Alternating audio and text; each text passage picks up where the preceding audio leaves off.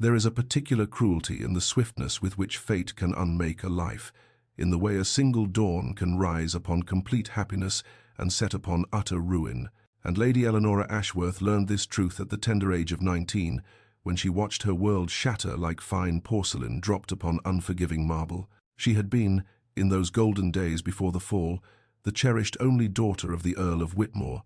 a girl blessed with honey-coloured hair that caught the candlelight like spun silk, eyes the deep blue of twilight skies, and a mind sharp enough to match wits with her father's most learned friends. Her mother had often remarked that Eleanora possessed a rare combination of beauty and intelligence, the sort of woman who could command a ballroom with her grace and a library with her discourse in equal measure. She had made her debut that spring to considerable success, dancing until dawn, fielding proposals from eager young lords, believing with the innocent certainty of the fortunate that her life would unfold in an endless procession of such delights. Then came the accusations.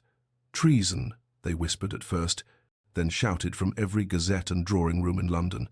The Earl of Whitmore, they claimed, had sold secrets to England's enemies, had betrayed his sovereign and his country for foreign gold. The evidence appeared damning letters in her father's hand, testimony from men she had never seen, documents bearing seals that seemed irrefutable. Her father protested his innocence until the very end,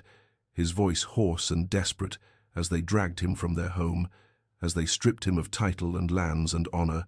as they cast him into the damp darkness of prison, where he would draw his final breath, not 3 months later, broken not by guilt, but by the weight of lies he could not disprove. Her mother followed him into death within the fortnight,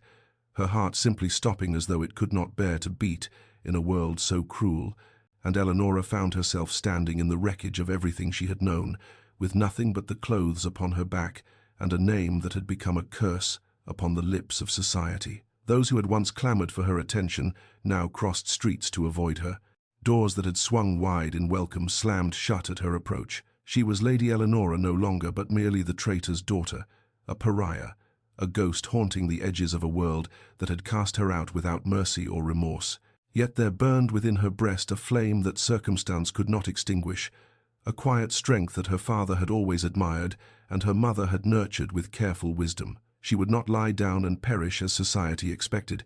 She would survive. And so Lady Eleanora Ashworth ceased to exist, and in her place rose Eleanor Vance, a governess of modest background and excellent references, forged by her own desperate hand, seeking employment far from London's cruel memory. When she read the advertisement for a position at Thornwood Manor, country estate of the Duke of Blackwood, some 3 days' journey from anyone who might recognize her face, she penned her application with steady fingers and a heart full of terrified hope. The letter of acceptance arrived within the week, and Eleanor Vance prepared to disappear into her new life, burying Lady Eleanora in the same grave that held her parents, never imagining that salvation might wear the face of the formidable Duke whose roof would shelter her secrets. Thornwood Manor rose from the mist of the Yorkshire moors like a slumbering giant of grey stone and ancient ambition, its towers piercing the leaden sky with the same unyielding authority that had marked the Fairfax family for generations beyond counting. Eleanor pressed her face closer to the rain-streaked window of the hired carriage, her breath fogging the glass as she beheld what would become her sanctuary or her prison, she could not yet tell which. The estate sprawled across the landscape with magnificent indifference to the humble village that crouched at its borders, its countless windows glinting like watchful eyes, its grounds stretching toward distant woodlands that seemed to swallow the very horizon. She had expected grandeur, for the Duke of Blackwood's wealth was legendary even among the peerage, but nothing had prepared her for the sheer imposing weight of the place, the way it seemed to press down upon her chest and whisper that she did not belong within its hallowed walls. The carriage deposited her at the servants' entrance, a pointed reminder of her new station that she accepted with quiet dignity, and within moments she found herself standing in a vast kitchen that hummed with the efficient activity of a household preparing for the master's return from London. It was there that she first encountered Mrs. Hartley, the housekeeper, a woman of perhaps 50 years whose steel-grey hair was pulled back with military precision and whose sharp eyes seemed to catalogue every thread of Eleanor's modest travelling dress. "You'll be the new governess, then, Mrs." Hartley said, her tone neither warm nor cold but rather carefully measured, as though she had learned long ago not to invest emotion in those who might not last the month. Eleanor learned much in those first hours, guided through endless corridors and up winding staircases, while Mrs. Hartley dispensed information with the efficiency of a general briefing troops before battle. The Duke, she was told, demanded absolute perfection in all things and suffered neither fools nor excuses. He had raised his orphaned niece since the child was but 4 years old, when his sister had perished in a carriage accident alongside her wastrel husband, and though he provided everything Lady Charlotte could require, he remained distant, cold, a figure of authority rather than affection. 3 governesses had preceded Eleanor in the past 2 years alone, each departing in tears after failing to meet standards that seemed impossibly high. "The child is not difficult," Mrs. Hartley admitted as they paused before what would be Eleanor's modest chamber, "but she is lonely, and loneliness makes children strange." "The Duke," she stopped, her lips pressing together as though she had already said more than she intended. Eleanor merely nodded, having no desire to encourage gossip that might later entangle her. She had survived worse than a demanding employer and a lonely child. She had survived the destruction of everything she loved. And then, as she stood at her window that evening, watching the last light fade over the gardens below, she saw him. He emerged from the stables astride a midnight black horse, his dark hair windswept,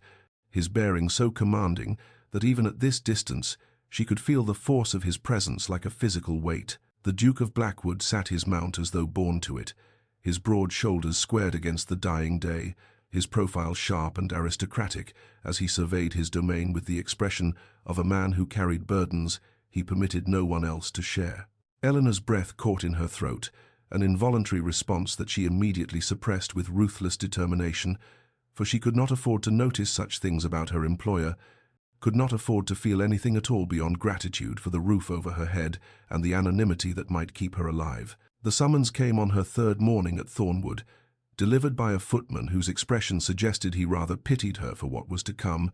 and Eleanor followed him through corridors that seemed to stretch into infinity until they reached a study that smelled of leather and sandalwood and something else she could not name, but which made her pulse quicken with inexplicable awareness. He stood behind a massive desk of polished mahogany, and where she had observed him from a distance as merely commanding, up close Alexander Fairfax, Duke of Blackwood, was something far more unsettling, tall enough that she had to tilt her chin to meet his gaze, broad-shouldered in a way that spoke of riding and physical labor rather than idle aristocratic pursuits. His dark hair swept back from a face that might have been carved from the same grey stone as his manner, all sharp angles and unyielding planes, save for a mouth that hinted, in its fullness, at passions held ruthlessly in check. But it was his eyes that nearly undid her careful composure, grey as storm clouds and twice as turbulent, sweeping over her with an assessment so thorough she felt certain he could see through the modest governess's dress to the desperate noblewoman beneath. "Miss Vance," he said, and even his voice was commanding, deep and rich with an authority that expected obedience without question. "Your references speak highly of your accomplishments, yet I find references to be largely worthless as indicators of true capability." Eleanor kept her hands clasped before her, her spine straight, drawing upon every lesson in deportment her mother had ever instilled, even as her heart hammered against her ribs with the force of a caged bird seeking escape. "I can only assure your grace that I am committed to Lady Charlotte's education and well-being," she replied, pleased that her voice emerged steady despite the tremor in her soul, "and I would ask only for the opportunity to demonstrate my worth through action rather than paper." Something flickered in those grey depths, surprise perhaps, or reluctant approval, but it vanished before she could name it, replaced by cool assessment as he questioned her on languages, mathematics, history, and literature, with the rapid-fire precision of a barrister conducting cross-examination. She answered each query with the knowledge her own expensive education had provided, careful to moderate her responses so as not to reveal too much breeding, yet unable to entirely suppress the quality of mind that had once made her father beam with pride. At last he fell silent, studying her with an intensity that made her want to flee, and when he spoke again, his voice had lost some fraction of its frost. "Charlotte requires stability," he said, and there it was, a flash of something raw and wounded crossing his features when he spoke his niece's name, a pain so profound that Eleanor felt her own heart clench in recognition of it. She has known too much loss for one so young, and I will not have her attachment engaged only to be abandoned when the position proves too demanding. Before Eleanor could respond, the study door burst open, and a small whirlwind of dark curls and rumpled pinafore rushed past her to throw herself against the Duke's legs. "Uncle Alexander," Mrs. Hartley said, "the new governess has come. Is this her? She looks kind. Please say she can stay."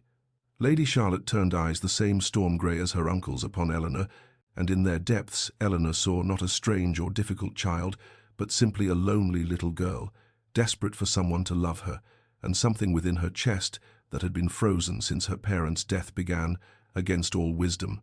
to thaw. The weeks that followed settled into a rhythm that Eleanor had scarcely dared hope for,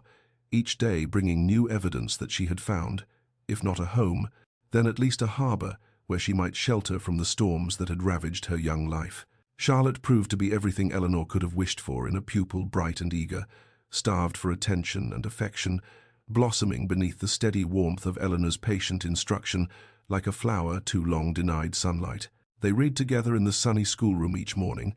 Eleanor delighting in the child's quick mind and quicker tongue, and in the afternoons they walked the extensive grounds, while Eleanor taught her the names of plants and birds,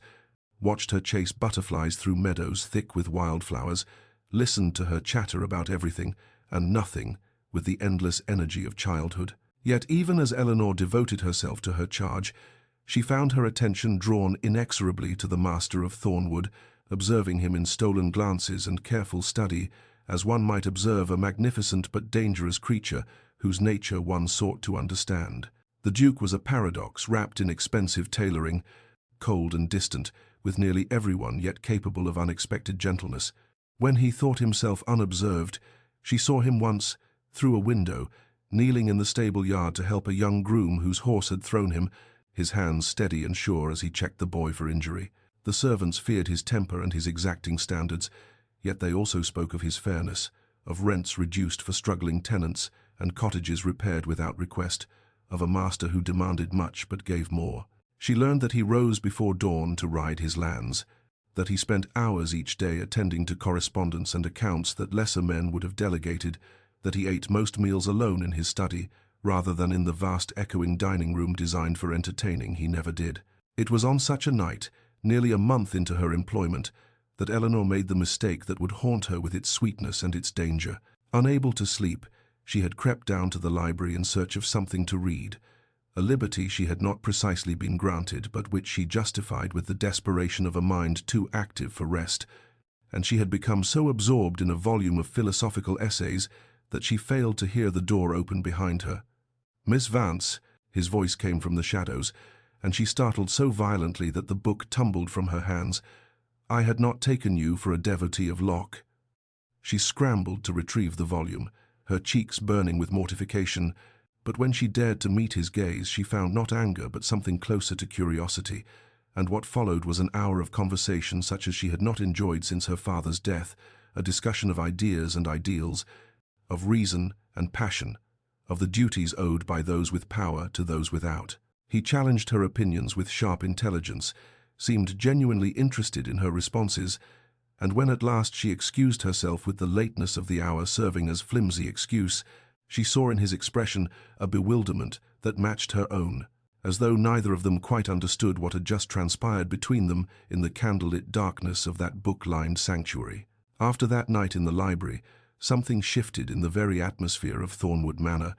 a change so subtle that Eleanor might have convinced herself she imagined it, were it not for the evidence that accumulated with each passing day, like snow gathering upon winter ground. The Duke began appearing during Charlotte's lessons with a frequency that defied coincidence, settling himself in a chair by the window with papers or correspondence that seemed to require his attention, yet somehow never prevented him from interjecting observations into their discussions of history or mathematics, his grey eyes meeting Eleanor's across the schoolroom with an intensity that made her forget, momentarily, the Latin conjugation she had been explaining. She told herself it was merely a guardian's natural interest in his ward's education, that his presence signified oversight rather than any particular desire for her company, yet such rational explanations grew increasingly difficult to sustain When she noticed how his hand lingered against hers when passing a book across the table, how his gaze followed her movements with an attention that seemed to catalogue every gesture, every expression, every unconscious tuck of hair behind her ear, Mrs. Hartley, ever observant, remarked one afternoon that she had never seen His Grace take such interest in the schoolroom before,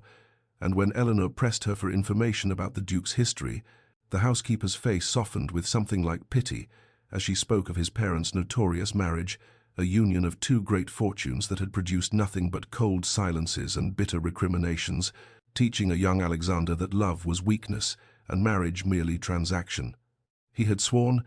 Mrs. Hartley confided, never to marry except for practical advantage, yet he had refused every eligible match presented to him for a decade, leaving society to speculate endlessly about what manner of woman might finally capture the elusive Duke of Blackwood. Eleanor absorbed this intelligence with a heart that ached with recognition, for she too had learned harsh lessons about love's dangers, about the cruelty of trusting one's happiness to forces beyond one's control, and she understood, perhaps better than anyone, the fortress of solitude a wounded soul might construct against further hurt. It was Charlotte who unwittingly pierced Eleanor's defenses most deeply, the child crawling into her lap one rainy afternoon and confiding with the devastating honesty of youth that her uncle was terribly sad, but pretended not to be, that she heard him walking the corridors late at night when he thought everyone asleep, that she wished someone would make him smile the way Eleanor made her smile. The words lodged themselves beneath Eleanor's ribs like splinters she could not extract, and that night, lying in her narrow bed listening to the rain against her window, she acknowledged the truth she had been desperately denying, that somewhere between philosophical debates and lingering glances, between a child's laughter and a lonely man's hidden pain, she had begun to feel something for the Duke of Blackwood that went far beyond gratitude or respect, something dangerous and impossible and entirely beyond her power to prevent, and the recognition of it terrified her more than the threat of discovery ever had. The arrival of Lord Reginald Crane shattered the fragile peace Eleanor had constructed around herself like a stone hurled through glass, and from the moment she heard his name announced by the butler, she felt the cold grip of terror close around her throat with suffocating force. She recognized him instantly when he swept into the drawing-room where she sat with Charlotte, that lean, vulpine face, those calculating eyes, the cruel twist of lips that she remembered from her father's trial, where he had sat among the spectators with an expression of barely concealed satisfaction as the verdict was pronounced. He was a distant cousin of the Duke's, she learned from the servants' whispers, one who appeared periodically to curry favour and assess his prospects, should the unmarried Duke meet some untimely end, and his presence at Thornwood sent Eleanor into a desperate campaign of avoidance, pleading headaches and pressing duties to escape any gathering where he might appear. Yet fate, which had already proven itself her enemy, conspired against her when Charlotte begged her uncle to allow Miss Vance to join them at dinner, and the Duke, with a glance at Eleanor that seemed almost pleased, granted the request before she could formulate an excuse. She dressed with trembling hands, choosing her most severe gown, arranging her hair in the plainest style possible, as though she might somehow render herself invisible through sheer dowdiness. But when she entered the dining-room and Crane's gaze fell upon her, she watched recognition dawn across his features like a sunrise, revealing a battlefield's carnage. Throughout the interminable meal, she felt his eyes upon her, assessing, calculating, and when he addressed her directly about her background and education, his questions carried barbs that only she could feel, references to families fallen from grace and the desperation of those who must remake themselves to survive. The Duke seemed to notice something amiss, his grey eyes sharpening as they moved between Eleanor and his cousin, but before he could intervene, dinner concluded and Crane cornered her in the corridor as she fled toward the safety of her chambers. "Lady Eleanora Ashworth," he murmured, his voice silk over steel, "how delightfully unexpected to find the traitor's daughter playing nursemaid in my cousin's household. I wonder what Blackwood would say if he knew he harboured such notorious blood under his roof." Eleanor's denial died on her lips as he laughed softly, informing her that he required certain information about the Duke's business affairs, documents and correspondence that might prove useful to interested parties, and in exchange he would keep her secret safe, allow her to continue this pathetic charade of respectability she had constructed. When she refused, her voice steadier than she felt, his expression hardened into something genuinely frightening, and he gave her 1 week to reconsider, suggesting that exposure was merely the gentlest consequence he might arrange for those who defied him, that a woman alone in the world with no protector and no resources might find herself subject to far worse fates than mere dismissal. He left her shaking in the shadowed corridor, the walls of her carefully built sanctuary crumbling around her, and she understood with devastating clarity that the happiness she had begun, against all wisdom, to imagine might be hers was nothing more than another illusion about to be stripped away. The days following Crane's threat passed in a haze of dread for Eleanor, her usual composure fracturing at the edges, despite her desperate efforts to maintain the facade of normalcy that had become her armor against a hostile world. And she found herself starting at shadows, flinching at footsteps, unable to meet the Duke's penetrating gaze for fear he would read the terror written across her features as clearly as words upon a page. It was therefore inevitable that he would notice, for those grey eyes missed nothing, and on the 3rd morning after Crane's ultimatum, he cornered her in the corridor outside the schoolroom with an expression that brooked no evasion, demanding to know what his cousin had said to her that had transformed her from a woman of quiet confidence into this pale, trembling creature who jumped at the sound of her own name. Eleanor deflected with practiced skill, speaking of fatigue and concern for Charlotte's upcoming studies, but the Duke's jaw tightened with frustration even as he chose, to her profound relief, not to press further, merely watching her with an intensity that suggested he was filing away her non-answer for future examination. What happened next defied every expectation she had formed about her precarious situation,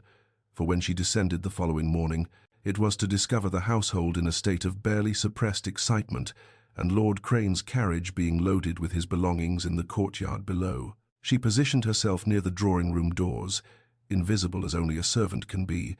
and witnessed the exchange between the two men. Crane's face mottled with fury as he spoke of family obligations and expected hospitality, his voice carrying veiled references to secrets and consequences that made Eleanor's blood turn to ice, while the Duke stood immovable as granite, his response delivered in tones of such arctic contempt that even Crane, for all his bluster, visibly recoiled. "You will leave my house within the hour," the Duke pronounced, each word falling like a hammer strike upon an anvil, "and you will not return. Not while I draw breath, whatever game you believe yourself to be playing, whatever leverage you imagine you possess. I assure you that you have catastrophically misjudged both your position and my tolerance for those who threaten what is mine." Crane departed in a fury of spinning wheels and scattered gravel, and Eleanor sagged against the wall, weak with a relief she did not fully understand, for surely this was merely a temporary reprieve. Surely Crane would find other means to destroy her, yet when the Duke sought her out an hour later, finding her in the garden where she had fled to compose herself, he did not demand explanations or answers. He simply stood beside her among the roses, his presence solid and warm against the autumn chill, and when he spoke, his voice held none of its usual coldness, but rather something almost tender beneath the formality. "That man will never trouble you again while you are under my protection," he said, and though he asked nothing, explained nothing, expected nothing in return, Eleanor felt something within her chest crack open like ice breaking beneath spring sunshine, and she understood with terrifying clarity that despite every warning she had given herself, despite the impossibility of her situation and the secrets that still lay between them, her heart had already surrendered to this stern, complicated, unexpectedly protective man who had just declared himself her champion without even knowing who she truly was. The rain began on a Tuesday afternoon, a relentless grey curtain that shrouded Thornwood Manor in premature twilight and seemed to seep into the very stones of the ancient house,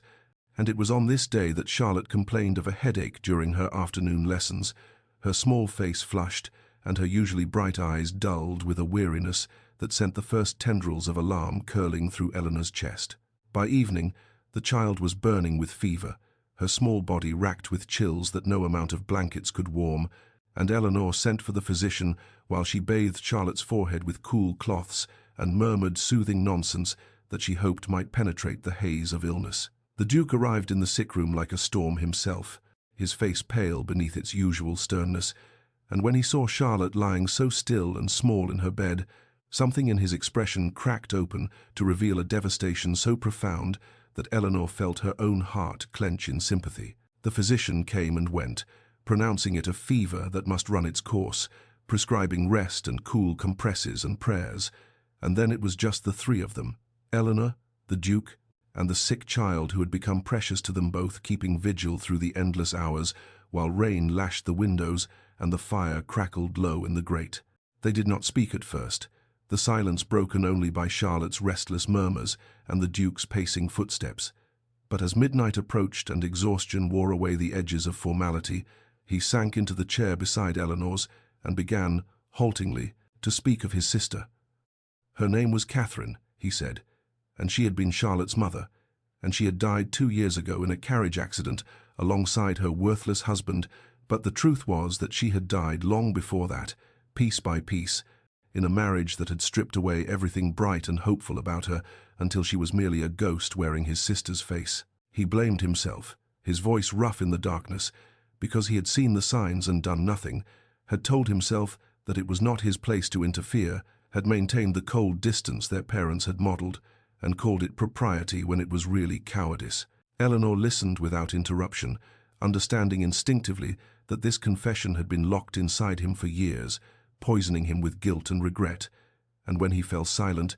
his head bowed and his hands clenched upon his knees, she reached out without thinking and laid her fingers over his. He went utterly still at her touch, and when he raised his head, his grey eyes met hers with an expression she had never seen before, raw and vulnerable and searching, and she felt as though he was seeing her truly for the first time, not as a governess or a mystery to be solved, but as a woman, as someone who understood loss and survival, and the weight of secrets carried alone. They remained that way through the darkest hours, hands intertwined, speaking softly of grief and guilt and the fierce protectiveness that Charlotte had awakened in them both.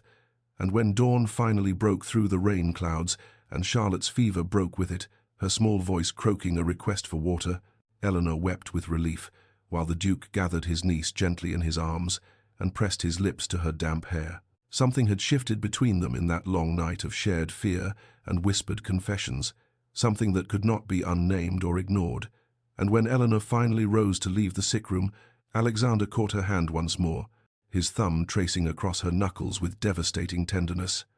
"Thank you," he said, and the words carried the weight of everything he could not yet say, and Eleanor understood that they had crossed a threshold from which there could be no return, that whatever careful distance had existed between the Duke and his daughter's governess had been dissolved in the intimacy of that vigil, leaving only two souls who had recognized in each other a kindred loneliness, a matching wound, and the terrifying possibility of healing. In the days that followed Charlotte's recovery,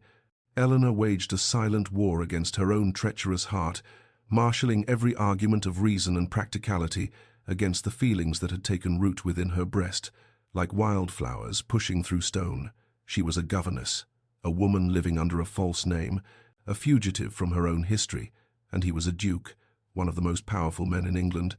a man whose very station demanded a wife of impeccable lineage and untarnished reputation, not a disgraced earl's daughter masquerading as a servant. Yet reason proved a feeble weapon against the assault of his presence. For Alexander, she could no longer think of him as merely the Duke, not after that night of shared vigil and whispered confessions had apparently abandoned whatever pretense of distance had previously governed their interactions, seeking her company with an openness that both thrilled and terrified her in equal measure. He began appearing during Charlotte's morning lessons not as a stern overseer but as a participant,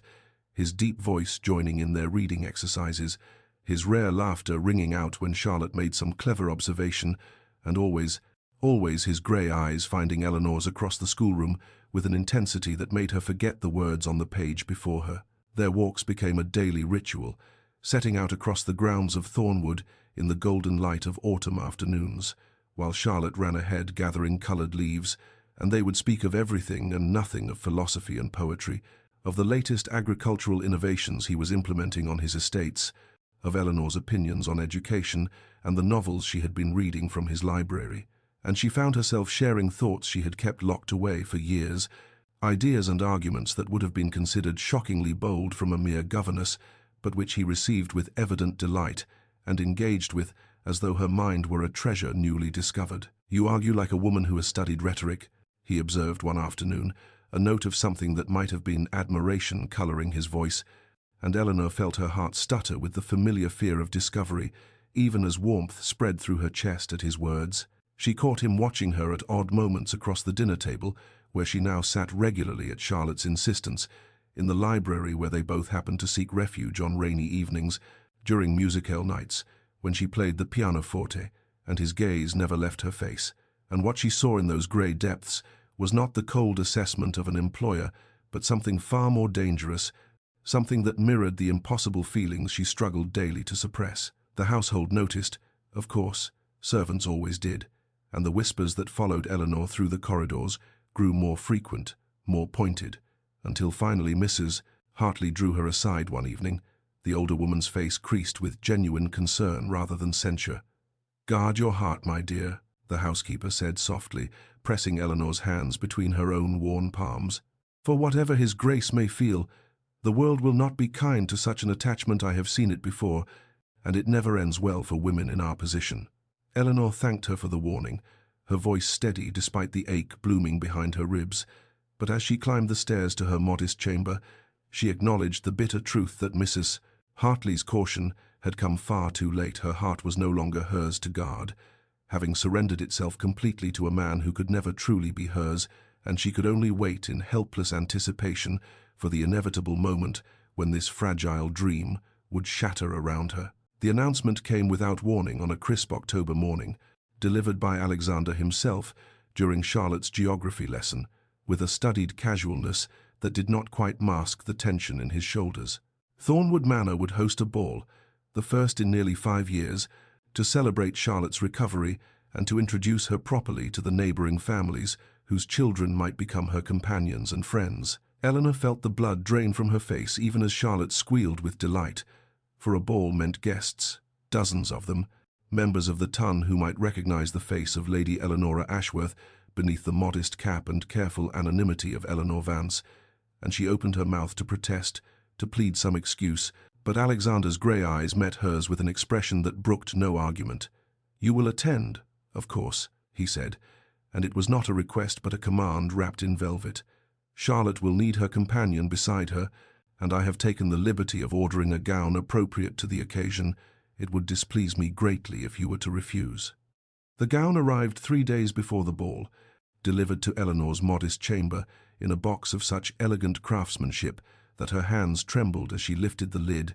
and what lay within stole her breath entirely. Silk the color of moonlight on water, pale silver blue, that would bring out the depths of her eyes, with delicate embroidery of tiny flowers cascading down the skirt, and a neckline that was modest yet flattering, the work of a master modiste who charged more for a single creation than Eleanor had earned in her entire year of service. She should refuse it, she knew, should insist upon wearing her serviceable grey wool and remaining invisible among the servants. But when she tried on the gown in the privacy of her room and saw the woman reflected in her small mirror, she could not bring herself to return it for just one night. She would allow herself to remember what it felt like to be Lady Eleanora, to move through glittering crowds with her head held high,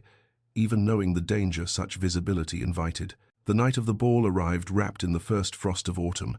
and Thornwood blazed with the light of 1,000 candles, music floating through halls that had stood silent for too long, and Eleanor descended the staircase with Charlotte's small hand clasped in hers, acutely aware of the moment when Alexander looked up from his position, greeting guests, and went utterly still, his grey eyes travelling over her with an intensity that sent heat flooding through her veins. They danced. She had not intended to dance, had planned to remain safely at the margins with Charlotte. But he asked, and she could not refuse him, and when his hand settled at her waist and drew her into the first waltz, the rest of the ballroom seemed to dissolve into meaningless colour and sound, leaving only the two of them turning together in perfect synchrony as whispers spread like wildfire through the assembled guests. One dance became 2, then 3,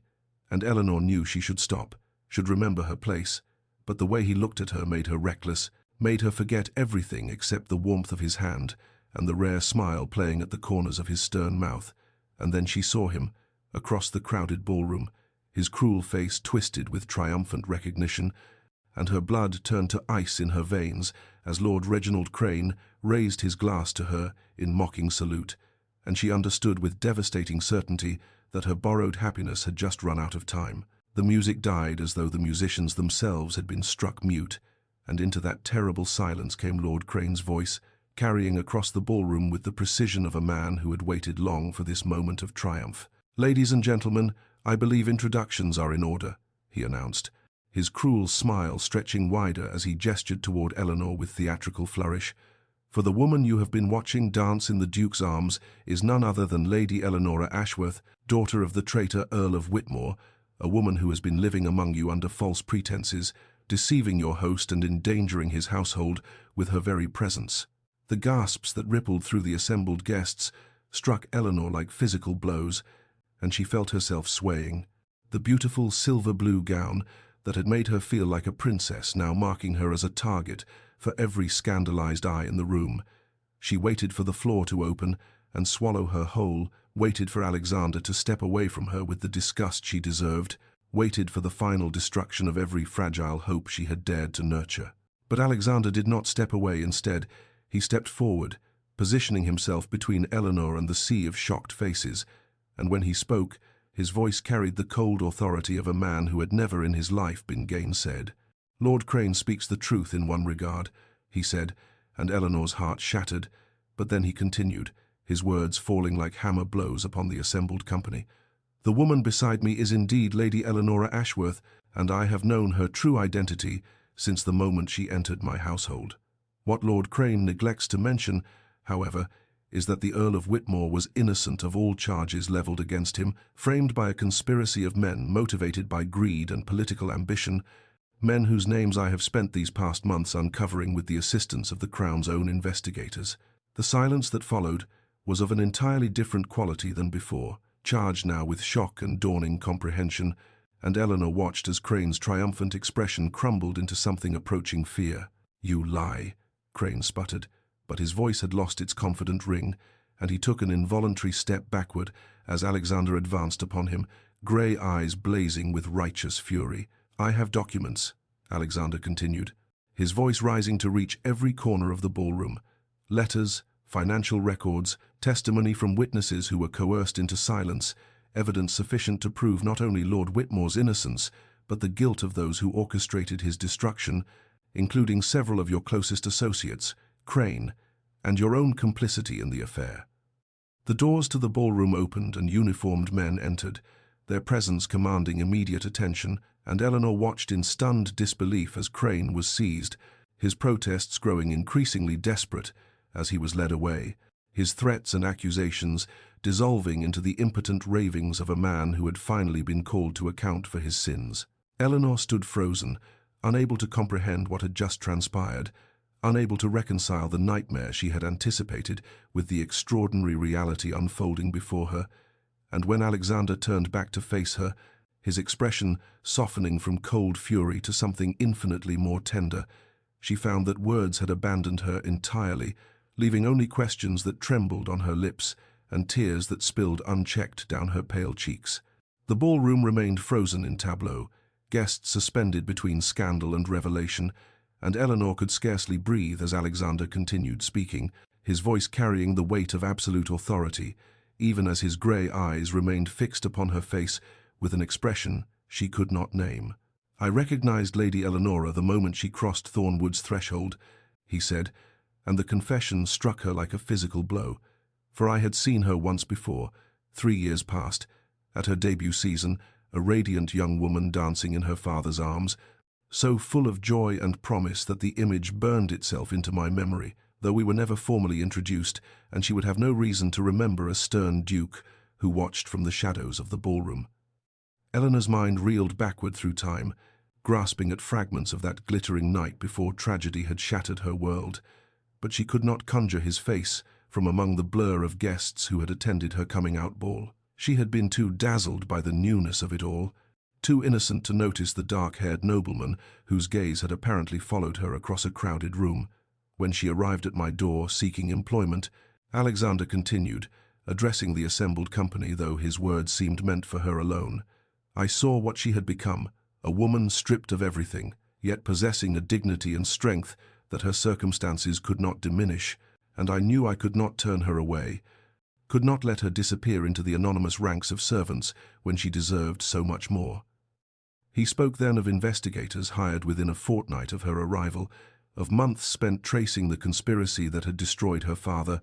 of evidence painstakingly gathered from reluctant witnesses and hidden correspondence, of letters sent to the Crown itself, presenting an unassailable case for the Earl of Whitmore's posthumous exoneration. "I did not tell her," he said, his voice softening, "because I wanted her to be free, free of fear,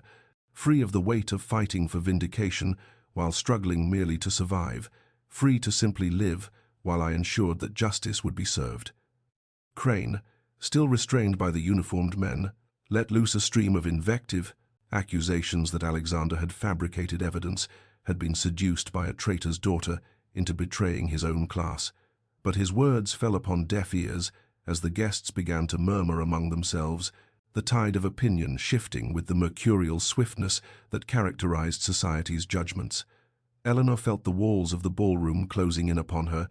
the weight of revelation pressing down upon her chest until she could not draw breath, and without conscious thought she turned and fled,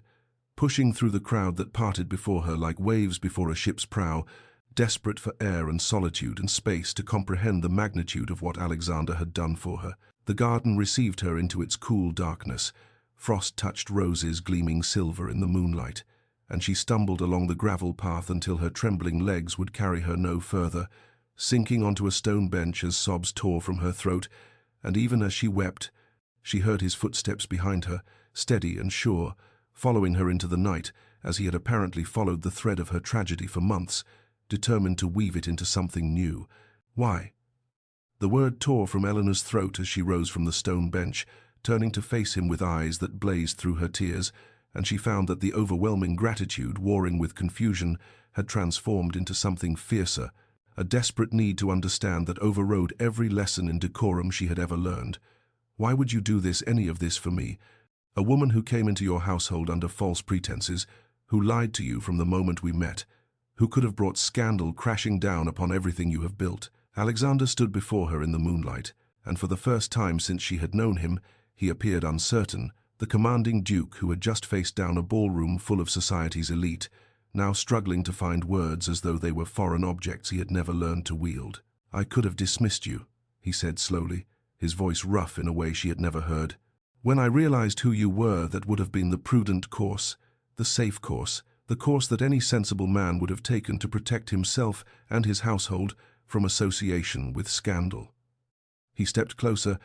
close enough that she could see the rapid pulse at his throat, could smell the familiar scent of sandalwood and something uniquely him that had haunted her dreams for months. "But I found that I could not," he continued, and the confession seemed to cost him something, each word drawn forth with visible effort, "could not bear the thought of you disappearing into the world alone, unprotected, carrying the weight of your father's false disgrace, while the true villains walked free. And I told myself it was justice I sought, merely justice for an innocent man's memory, nothing more."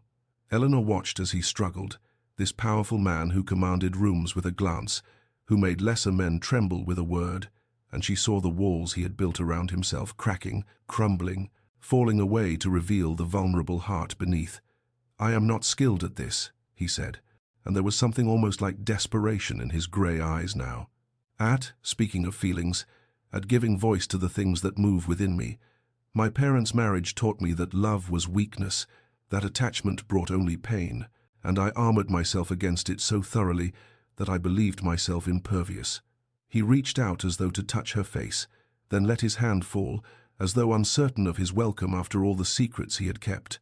"But you," he breathed, "you undid every defense I had constructed, not through design or artifice, but simply by being who you are, your courage in the face of tragedy, your kindness to a lonely child, your brilliant mind that challenged me, your dignity that never wavered no matter how reduced your circumstances." His voice broke on the final words, and Eleanor felt her own heart breaking open in response, all her careful guards swept away by the raw honesty in his confession. "I love you," he said, and the words hung in the frost-touched air like sacred things. "Not Lady Eleanora, not Eleanor the governess, but simply you, the woman who reads philosophy in my library at midnight, who makes my niece laugh, who debates me over breakfast, and never lets me win simply because of my title, and I ask nothing of you in return, but your forgiveness for keeping my knowledge secret, for letting you believe yourself alone when I was fighting for you all along." Eleanor stood trembling in the moonlit garden, his confession echoing through her mind like the pealing of distant bells, and she knew that the moment had come to lay down the last of her defenses, to speak the truth that had burned within her breast for months, though she had believed it must remain forever unspoken. "I have loved you," she whispered, and the words emerged broken, halting, torn from some deep place within her that had long ago learned to expect nothing, to hope for nothing, to protect itself behind walls of practicality and resignation, against every dictate of wisdom, against all reason, against the certain knowledge that a governess could never aspire to a duke's heart. "I have loved you since the night we sat together in the library, and you spoke to me as though my thoughts mattered, since the morning Charlotte's fever broke, and I saw the tenderness you hide beneath your stern exterior, since 1,000 small moments that accumulated into something so vast I could not contain it." Her voice cracked on the final words, and she found that tears were streaming down her cheeks, washing away the last vestiges of the composed mask she had worn for 3 long years, leaving only the woman beneath wounded, wanting,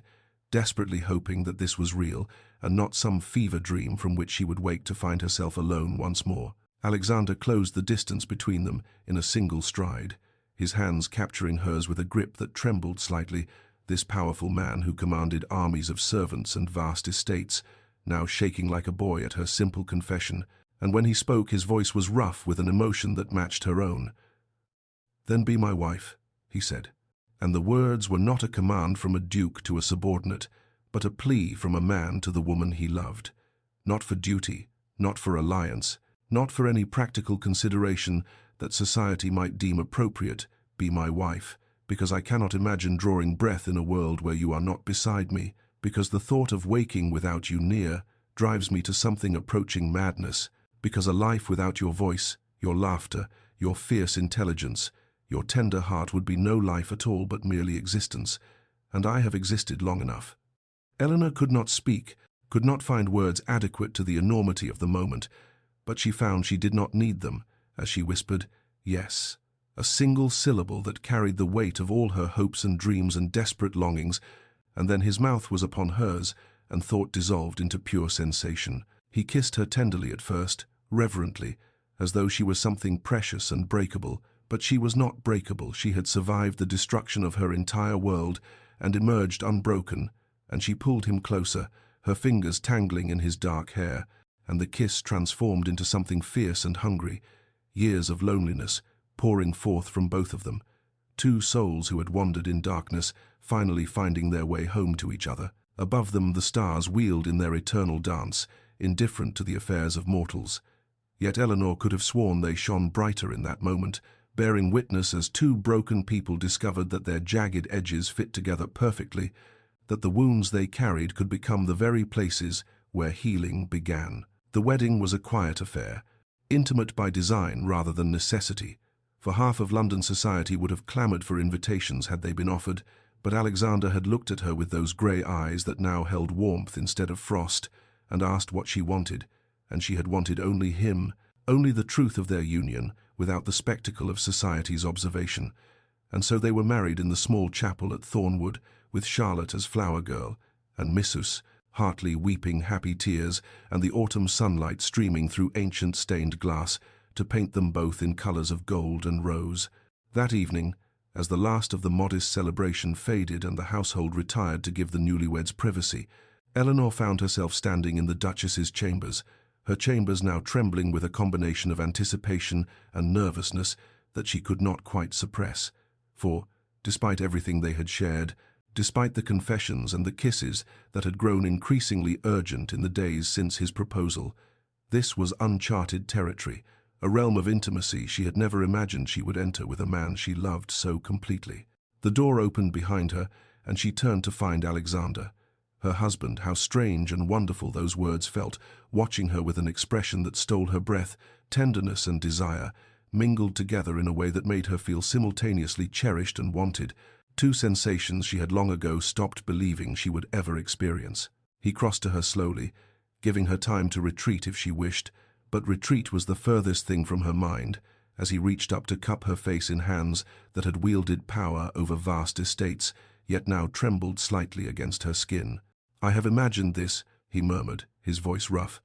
"more times than I should confess, dreamed of you in my arms, in my bed, and yet the reality of you here exceeds every fantasy. You are so beautiful, Eleanor, so impossibly beautiful, and I find myself terrified that I will wake to discover this was merely another dream from which morning would steal you away." She answered him not with words but with action, rising on her toes to press her lips to his, and the kiss ignited something that had been building between them for months, a conflagration of longing too long denied. And when he lifted her in his arms and carried her to the bed, she went willingly, joyfully, surrendering to the passion she had fought against for so long. He was tender and reverent as he undressed her, pressing kisses to each inch of skin revealed, as though memorizing her with his lips, and she discovered that the stern, cold duke she had first met had hidden depths of gentleness that undid her completely, that his touch could be simultaneously worshipful and consuming, that he could make her feel precious beyond measure, even as he drove her to heights of pleasure she had never known existed. Afterward, wrapped in his arms with her head upon his chest and his heartbeat steady beneath her ear, she wept not from sorrow but from a joy so overwhelming her body could not contain it, and he held her through the storm of emotion, stroking her hair, pressing kisses to her crown, whispering promises of forever against her skin. "I love you," she breathed when she could speak again, and the words felt inadequate to encompass the enormity of what she felt, but he smiled against her hair and pulled her closer, and she knew that he understood, that words would never be sufficient between them, because their love had been built on actions, on choices, on the thousand small moments that had led them inexorably to this perfect union. And she finally allowed herself to believe that she was worthy of happiness, that this love was real and lasting, that she had found her home, not in a place but in a person, and that home would shelter her for the rest of her days. The letter from the Crown arrived on a grey morning 3 weeks after their wedding, its seal bearing the weight of kingdoms and the power to reshape lives, and Eleanor's hands trembled as Alexander read aloud the words that restored everything she had lost. Her father's name cleared of all charges, his honour restored posthumously, the title of Earl of Whitmore acknowledged as rightfully belonging to her family line, and a portion of the seized estates returned to her possession as the sole surviving heir. She wept then, not for the lands or the title, but for her father, who had died in a cold prison cell, believing himself abandoned by the world he had served faithfully, for her mother who had withered away from grief and shame, for the girl she had been, who had lost everything in a single devastating season, and Alexander held her through the storm of emotion as he had held her through so many storms, his steady presence an anchor in the tempest of feeling that threatened to overwhelm her. The ton, that fickle arbiter of worth and reputation, turned with dizzying speed from censure to adoration, and their first public appearance as the Duke and Duchess of Blackwood became a spectacle of society's eagerness to align itself with vindicated virtue and ducal power. Ladies who had once cut Eleanor dead now pressed forward with simpering compliments. Gentlemen who had whispered of traitor's blood now praised her grace and beauty, and she navigated the treacherous waters of their hypocrisy with a composure that made Alexander's grey eyes glow with fierce pride, his hand never leaving the small of her back, his presence a silent declaration that she was his and he would suffer no slight against her. It was in the midst of this glittering assembly that Eleanor encountered Lady Crane, the woman who had married Lord Reginald for his fortune and found herself shackled to a man now disgraced, stripped of position, facing exile if not imprisonment for his role in the conspiracy against her father. Lady Crane's face was thin and bitter, her eyes hollow with the particular misery of one who had traded her soul for security and discovered too late that she had purchased only gilded suffering, and as their gazes met across the crowded ballroom, Eleanor felt no satisfaction, no triumph, only a profound pity for a woman who had never known what it meant to be loved, as she was loved completely, fiercely, unconditionally. "You are more gracious than she deserves," Alexander murmured against her ear as they watched Lady Crane retreat into the shadows, and Eleanor turned to look up at her husband, this man who had moved heaven and earth to restore her honour, who had seen through her disguise to the truth beneath and loved her not despite her brokenness but perhaps in part because of it. "I have everything," she replied softly, her fingers intertwining with his. "And she has nothing that matters. How could I feel anything but compassion for such poverty of spirit?" He raised her hand to his lips, pressing a kiss to her knuckles that promised later tenderness, and she knew that this was her true vindication, not the restoration of title or lands, not the fawning attention of society, but this moment, this man, this love that had grown from the ashes of her former life into something more beautiful than anything she had lost. The months that followed, their vindication flowed like honey, golden and sweet, each day bringing new evidence that Eleanor's life had transformed beyond anything her desperate younger self could have imagined as she fled London with nothing but a borrowed name and a broken heart. Thornwood Manor, which had once struck her as beautiful but cold, a monument to grandeur without warmth, became under her careful attention a home in the truest sense. She filled its echoing halls with flowers from the gardens she had begun to cultivate, with the sound of Charlotte's laughter ringing through corridors that had known too much silence, with the warmth of fires that burned not merely for heat, but for the comfort of gathering together in the evenings when Alexander would read aloud while she embroidered and Charlotte practiced her sketching. The servants, who had once moved through the house with the wary efficiency of those who feared displeasure, now smiled freely, and Mrs. Hartley confided one afternoon over tea that she had never seen the household so happy, that the Duke was a changed man,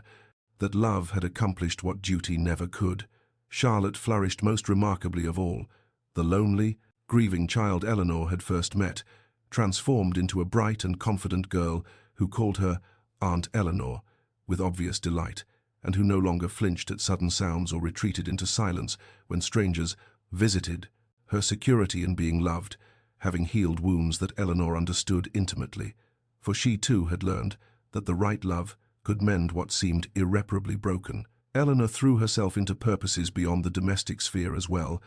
establishing a small school for the tenant children where she taught reading and writing and basic arithmetic, finding profound satisfaction in opening doors of possibility for those whom society had deemed unworthy of education, and Alexander supported every endeavor with resources and genuine interest, often visiting the school himself to the children's initial terror and eventual adoration. Their evenings became a cherished ritual debates over breakfast about political philosophy, discussions of literature that sometimes grew heated enough to require resolution in more pleasant ways, long walks through the estate, where Alexander showed her every corner of the lands he had always loved, but never before had anyone with whom to share them, and nights of passion that only deepened as they learned each other's bodies and hearts with increasing intimacy. It was on such a night, the spring air fragrant through their open window, that Eleanor first suspected what the physician would later confirm, and when she told Alexander that she carried his child, he wept. The stern, cold Duke of Blackwood, the manservants had once feared to approach, the man who had sworn never to marry for anything but practical alliance, stood before her with tears streaming unashamedly down his face, his hands trembling as they cradled her still flat stomach, his voice breaking as he told her that she had given him everything, everything he had never dared to want, and she held him as he held her, two souls who had found in each other the home they had each believed forever lost. 3 years had passed since the night Eleanor had told Alexander of the child growing within her, 3 years that had transformed Thornwood Manor from a place of quiet grandeur into a home alive with the sounds she had once believed she would never hear: the patter of small feet racing down corridors, the shrieking laughter of children at play, the particular music of a family thriving in the fullness of love. On this particular afternoon, golden with the warmth of late summer, Eleanor sat upon a blanket spread across the manicured lawn, her infant daughter Margaret cradled against her breast, the baby's tiny fingers wrapped around one of her own as she nursed contentedly, and Eleanor watched with a heart so full it seemed impossible it could contain such joy as Alexander chased their 2-year-old son William across the grass. The boy ran with the unsteady determination of toddlers everywhere, his dark hair so like his father's catching the sunlight, his grey eyes also his father's gift, bright with delight as he shrieked and dodged, and Alexander pursued with an exaggerated slowness that fooled no one, his face transformed by a grin that those who had known the cold Duke of Blackwood 3 years prior would scarcely have recognized. Charlotte, now 11 and growing into a remarkable young woman, sat beneath the sprawling apple tree at the garden's edge, with a book in her lap, though her eyes lifted frequently from the pages to watch her uncle and cousin with an expression of contented amusement, her own journey from lonely, grieving child to secure and happy girl, a testament to the healing power of being truly loved. Eleanor found herself doing what she often did in quiet moments such as these, tracing the improbable path that had led her here, from the daughter of an earl to a fugitive with nothing, from a governess hiding in plain sight to the Duchess of Blackwood, wife to a man who loved her with a devotion that still stole her breath, mother to children she had never dared dream of having. She thought of the girl she had been at 19, standing in the ashes of her life with nothing but a borrowed name and a determination to survive, and she marveled that desperate young woman could never have imagined this abundance of love, this wealth of purpose, this bone-deep contentment that suffused her days. Alexander caught William at last, swinging the squealing boy up into his arms and settling him on his shoulders, and as he turned to walk back toward Eleanor, their eyes met across the sun-drenched garden, and the smile he gave her was the same smile he had given her on their wedding night in the moonlit garden when he had first confessed his love,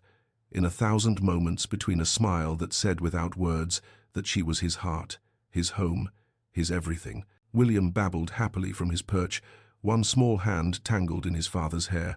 and Margaret stirred and sighed against Eleanor's breast, and Charlotte called out something teasing about her uncle finally catching his prey, and Eleanor thought that if she could speak to that frightened girl she had been, she would tell her that the worst tragedy of her life would lead her to the greatest happiness she could imagine, that the path through darkness was leading somewhere luminous beyond all reckoning. The garden party, celebrating their 3rd anniversary, transformed Thornwood's grounds into a vision from a dream, with lanterns strung between the ancient oaks, casting warm pools of light across tables laden with delicacies, with flowers from Eleanor's own gardens arranged in cascading abundance, with music floating from the quartet stationed near the rose arbor, where she and Alexander had exchanged their vows in a private ceremony 3 years before. The guests who filled the grounds represented the life they had built together, neighbors who had become genuine friends, tenants who had prospered under Alexander's fair management and Eleanor's educational initiatives, members of society who had proven their loyalty through constancy rather than convenience, and most importantly, those who had believed in them when believing required courage. Mrs. Hartley presided over the staff with proud efficiency, occasionally dabbing at her eyes when she thought no one was looking, and Charlotte moved through the gathering with the poise of a young lady, helping to entertain the younger guests while keeping a watchful eye on William, who had discovered that the hedgerows made excellent hiding places. Eleanor stood beside her husband as the evening deepened, Margaret drowsy in her arms, and when Alexander called for the attention of their guests, his voice carrying across the hushed gathering with the commanding resonance she had once found so intimidating, she felt her heart quicken as it had quickened that first day in his study, when his grey eyes had seemed to see straight through her disguise to the truth beneath. He spoke of anniversaries, of the passage of time, of the conventional wisdom that marriages settled into comfortable routine, and then his voice grew rougher, less practiced, as he departed from convention entirely and spoke of her, of the woman who had arrived at Thornwood with nothing but a borrowed name and a dignity that circumstances could not diminish, of the governess who had taught his ward to smile again, and taught him, though he had not known he needed teaching, that love was not the weakness his parents' bitter union had led him to believe, but rather the greatest strength a heart could possess. He thanked her for their children, for the laughter that filled halls once silent, for the warmth that had transformed a house into a home, for every debate and every kiss, and every moment of a life richer than he had dared to imagine when he had spent his years building walls against precisely the vulnerability that now constituted his greatest joy. The guests had grown very quiet, many of the ladies reaching for handkerchiefs, and Eleanor found that her own eyes had blurred with tears as she looked at this man who had once seemed carved from ice and now stood before their gathered friends with his heart laid bare. This man who had believed her innocent when the world condemned her, who had fought for her vindication while asking nothing in return, who loved her with a devotion that revealed itself not in grand gestures, but in the steady accumulation of 1,000 small moments across 1,000 ordinary days. She rose on her toes to kiss him then, propriety forgotten, Margaret stirring between them and Alexander's arms coming around them both,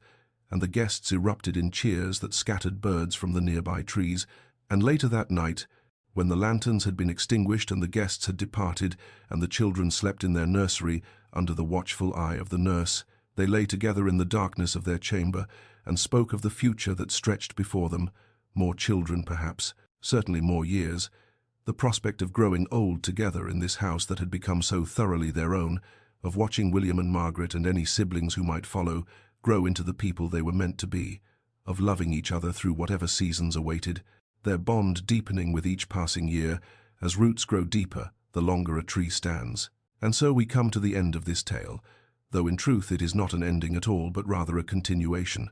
For Eleanor and Alexander's story flows onward still, written in the laughter of their children and the quiet moments they share when the house has fallen silent, and they sit together before the fire, her head upon his shoulder, his hand tracing absent patterns on her arm, the comfortable intimacy of a love that has only deepened with the passage of years. If Eleanor could speak to that frightened girl, she had been the one who stood in the ruins of her life at 19, with nothing but a borrowed name and a desperate determination to survive. She would tell her that the path through darkness, though it seemed endless then, was leading somewhere she could not yet imagine, that every step taken in despair was carrying her toward a joy beyond anything she had dared to dream. She would tell her that love finds us when we least expect it, often wearing a face we do not immediately recognize, stern where we might have wished for smiling, silent where we might have craved sweet words, and that actions speak the truth of the heart more eloquently than any poetry ever could. She would tell her that the cruelest chapters of our stories need not define their endings, that we are not the worst things that happen to us, but rather the way we carry ourselves through them with dignity and grace, and the quiet courage to keep hoping even when hope seems foolish. She would tell her to hold on, to trust, to believe with a faith that defies all evidence that happiness was coming for her, was even then making its way toward her through circumstances too intricate to comprehend, and that one day she would look back on her darkest moments and see them not as endings, but as the unlikely beginnings of everything beautiful her life would become. This story has been, in its way, a love letter to the belief that even the most wounded hearts can heal, that even the coldest exteriors can shelter the warmest souls, that marriages built on mutual respect and genuine affection can transform two incomplete people into something whole and radiant together. Thank you, dear listener, for walking this path alongside Eleanor and Alexander, for believing in their love even when they themselves struggled to believe, for investing your heart in their journey toward one another. It is my deepest hope that their story has kindled something within you, a renewed faith in love's possibility, a reminder that your own happiness may be nearer than you know, waiting just beyond the next chapter of your life to surprise you with its sweetness. May you find, or may you already have found, your own great love, the one who sees you truly, who stands beside you against all adversity, who proves their devotion not in grand declarations, but in the steady, sustaining choices of every ordinary day. May your own story, whatever shadows it has passed through, lead you toward light and laughter, and a love that grows ever deeper with the passing of years. And may you always remember that the darkest nights give way to dawn, that hope is never foolish, and that somewhere, somehow, your own happily ever after awaits.